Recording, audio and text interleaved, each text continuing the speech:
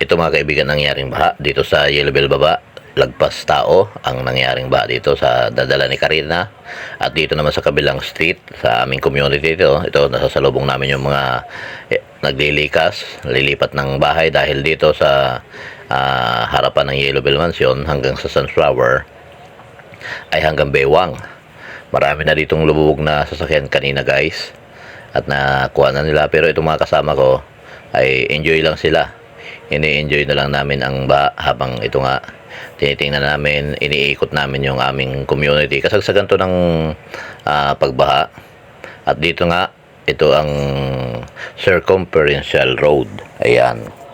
Dito ay hanggang Bewang, dito sa may banda sa amin, at doon banda sa dulo ay hanggang Lagpas Tao. Kaya dito guys ay malakas ang current ng baha. Ayan, kung nakikita nyo, may alon talaga siya. At iaanod ka niya sigurado once na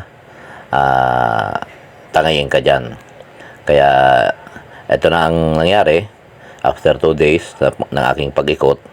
Ito yung kanina circumferential road. Yan, talaga naman puro putik, ang kapal ng putik. Yan, tamo yung pa ako, ang kapal ng putik. Tapos makikita mo rito habang yan iniikot ko, ito yung kahabaan ng circumferential, which is Lagpas Tao rito ang baha.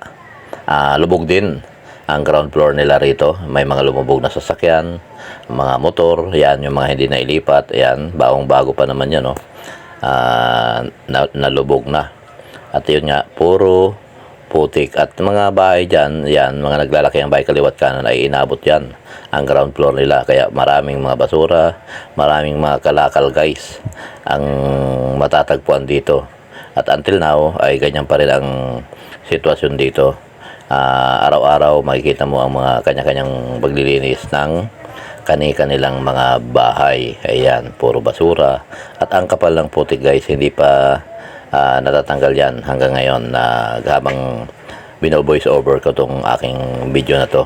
At dito naman sa kabilang kalsada, ito White Lily dito. Ayan, makikita mo ang tatabat sa'yo, kalunos-lunos ay nakakaiyak guys. Yan, mga basura, lagpas, dalawang tao rito guys ang lalim ng baha. Ayan, kaya andito ngayon ang mga tao tumulong kami dito nagpidik. At ang makikita mo yung mga kapitbahay natin dyan na ayan nga, naglilinis, busy sa paglilinis ng kalsada at ng kanilang mga bahay. Kaya guys, keep safe lagi tayo. God bless everyone.